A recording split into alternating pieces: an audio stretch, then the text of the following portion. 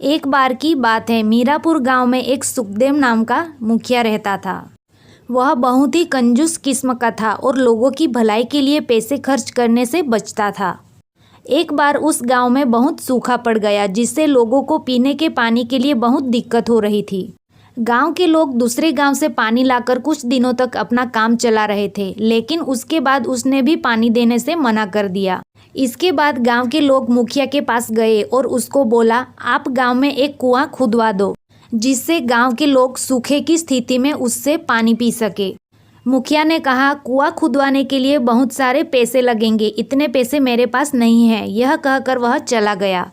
गांव में राघव नाम का एक चतुर लड़का रहता था। उसने गांव वालों से कहा, हम गांव वालों को ही मिलकर कुआं खोदना चाहिए।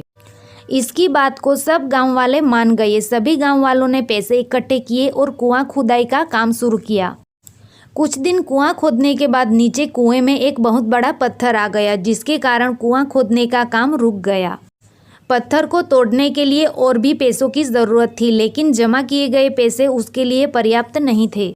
राघव ने गांव वालों से कहा, यह काम अब मुझ पर छोड़ दो।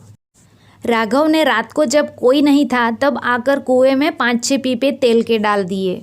सुबह जब गांव के लोगों ने कुएं में तेल देखा तो पूरे गांव में यह बात फैल गई कि कुएं में से तेल निकल रहा है।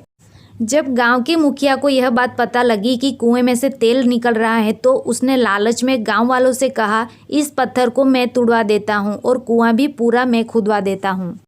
इसके बाद उसने बाकी कुआं खुदवाना चालू किया। कुछ दिनों में पूरा कुआं खुद गया। मुखिया इसमें से तेल निकलने की उम्मीद कर रहा था, लेकिन कुएं में से पानी निकलने लगा। सब गांव वाले पानी को पाकर बहुत खुश हुए।